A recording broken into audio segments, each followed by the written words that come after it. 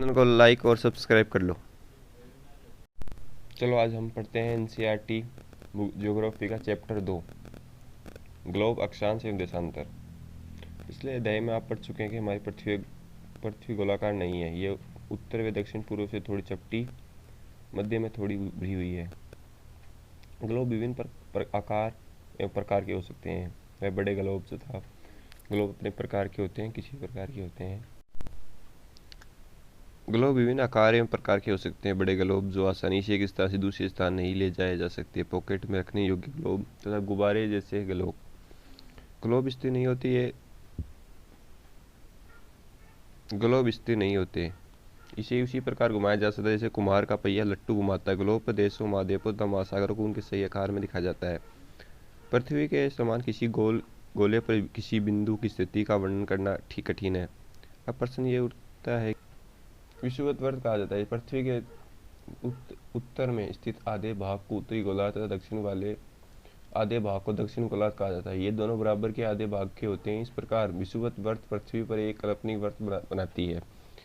यह पृथ्वी के विभिन्न स्थानों की स्थिति बताने का सबसे महत्वपूर्ण संदर्भ बिंदु है। विषुवत वर्त से ध्रुव तक की स्थिति सभी समांतर वर्तों को अक्षांश समांतर रेखाएं कहा जाता है। अक्षांशों को अंश में मापा जा सकता है। विषुवत वर्त शून्य अंश अक्षांश को दर्शा, चुकी विषुवत वर्त से दोनों तरफ ध्रुवों के बीच की दूरी पृथ्वी के चारों ओर के वर्त का 1/4 है। इसका माप होगा 360 डिग्री अंश का 1/4 यानी 90 डिग्री। इस प्रकार 90 अंश उत्तरी अक्षांश ध्रुवीय देशांत को 90 अंश दक्षिणी अक्षांश ध्रुव को कहते हैं। इस प्रकार विषुवत वर्त उत्तर सभी समांतर रेखाओं को उत्तरी अक्षांश कहा जाता है। विषुवत वर्त के दक्षिण स्थिति सभी समांतर रेखाओं दक्षिण अक्षांश कहा जाता है। इसलिए प्रत्येक अक्षांश को मान के साथ उसकी दिशा यानी उत्तर से दक्षिण भी लिखा जाता है। सामान्य इसे उत्तर या दक्षिण अक्षांश से व्यक्त किया जाता है। उदाहरण के लिए महाराष्ट्र में चंद्रपुर, ब्राजील, दक्षिण अमेरिका में बेलोर, अर्जेंटीना दोनों ही एक अक्षांश 20 डिग्री अंश पर स्थित है। लेकिन चंद्रपुर विषुवत वर्त के 20 अंश उत्तर में, बेलो हेरिजोट विषुवत वर्त के 20 अंश दक्षिण में स्थित है। इसलिए हम कहते हैं कि चंद्रपुर 20 डिग्री उत्तर अक्षांश पर तथा बोले एरोजेंट 20 डिग्री दक्षिणांश पर स्थित है। चित्र महत्वपूर्ण अक्षांश समांतर रेखा विषुवत वर्त 0 डिग्री उत्तर ध्रुव, 90 डिग्री उत्तर तथा दक्षिण ध्रुव, 90 डिग्री दक्षिण के अतिरिक्त 4 अन्य महत्वपूर्ण अक्षांश समांतर रेखाएं के भी होते हैं। देशांतर किसी स्थान की स्थिति को बताने के लिए उस स्थान के अक्षांश के अतिरिक्त कुछ अन्य जानकारियों को आवश्यक भी होती है। आप देख सकते हैं कि एक प्रशांत महासागर में स्थित टोगा द्वीप एवं हिंद महासागर में स्थित मॉरिशस द्वीप एक ही अक्षांश 20 डिग्री दक्षिण पर स्थित है।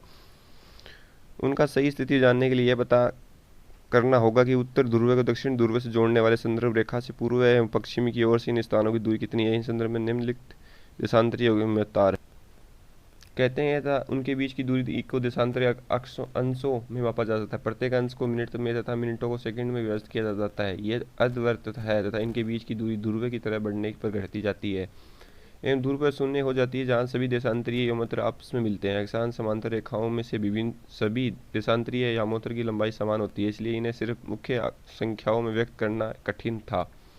तभी सभी देशों ने निश्चय किया कि ग्रीनविच, जहाँ ब्रिटिश राज्य की वेधशाला स्थित है, से गुजरने वाली यामोत्र से पूर्व और पश्चिम की ओर से गिनती शुरू की जाए।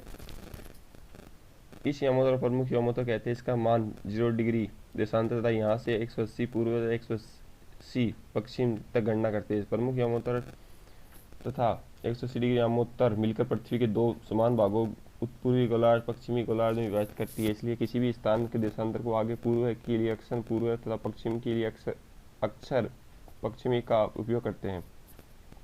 यह जानना रोचक होगा कि 180 डिग्री पूर्व और 180 डिग्री पश्चिमी यामोत्र एक ही रेखा पर स्थित है। अब ग्लोब पर अक्षांश समांतर रेखाओं और देशांतरीय यामोत्र के बीच बनी ग्रिड को देखें। अगर आपको किसी स्थान के अक्षांश को देशांतर को सही जानकारी हो तो ग्लोब पर आप उस स्थान का पता आसानी से लगा सकते हैं। उदाहरण के लिए असम में ध्रुवी 26 डिग्री उत्तर अक्षांश पर 90 डिग्री देशांतर पर स्थित है।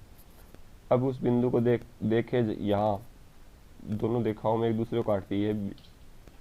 यह बिंदु ध्रुवी का सही स्थिति है। इसको समझने के लिए कागज पर समान दूरी वाली सतही तथा उत्तराधार रेखाएं खींचिए। उत्तराधार रेखाओं की संख्या 1, 2, 3, 4 30 रेखाओं पर एक ऐसे व्यक्त करें जिन बिंदुओं पर यह उत्तर 30 रेखाएं एक दूसरे को काटती है, वहां कुछ छोटे वर्ग खींचिए। देशांतर और समय को मापने का सबसे अच्छा साधन पृथ्वी, चंद्रमा एवं ग्रहों की गति है। सूर्योदय के सूर्यास्त प्रतिदिन से होता है।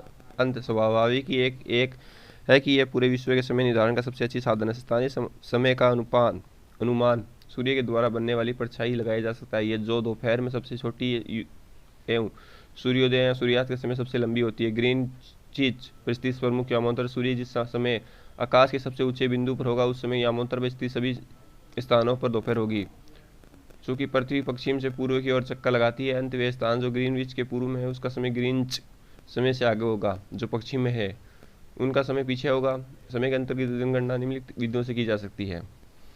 पृथ्वी लगभग 24 घंटे में अपना अक्ष पर 360 डिग्री घूम जाती है, अर्थात वह 1 घंटे में 15 डिग्री एवं 4 मिनट में 1 डिग्री घूमती है। इसका प्रकार जो ग्रीनविच में दोपहर 12 बजते हैं, ग्रीनविच से 15 डिग्री पूर्व में समय होगा, यानी 15 गुणा 4 होगा 60 मिनट, अर्थात ग्रीनविच के समय से 1 घंटा आगे अर्थात दोपहर का 1 बजे होगा, इसलिए ग्रीनविच से 15 पॉइंट पश्चिम की ओर होगा। 11 बजे होंगे। इस प्रकार से जब ग्रीनविच दोपहर 12 बजेंगे तो उस समय 180 डिग्री रात्रि होगी। किसी भी स्थान पर सूर्य एक आकाश में अपने उच्चतम बिंदु पर होता है। दोपहर में उस समय घड़ी में दिन 12 बजे होते हैं। इस प्रकार घड़ी के द्वारा दिखाया गया उस समय उस स्थान का स्थानीय समय होगा। उदाहरण के लिए बहुत से देशांतरों से होकर गुजरने वाली रेलगाड़ियां अलग अलग समय सारणी पर तैयार करना कठिन होगा। भारत में गुजरता के साथ वर्ग असम से डिब्रूगढ़ के स्थानीय समय में लगभग 1 घंटा 45 मिनट का अंतर होगा। इसलिए यह आवश्यक है कि देश के मध्य भाग से होकर गुजरने वाले किसी भी यामोत्तर के स्थानीय समय को देश का मानक समय माना जाए। इसी यामोत्तर को रेखा स्थानीय समय को पूरे देश का मानक समय माना जाता है। भारत में 42.5 डिग्री पूर्व 82:30 पूर्व को मानक यामोत्तर माना गया है।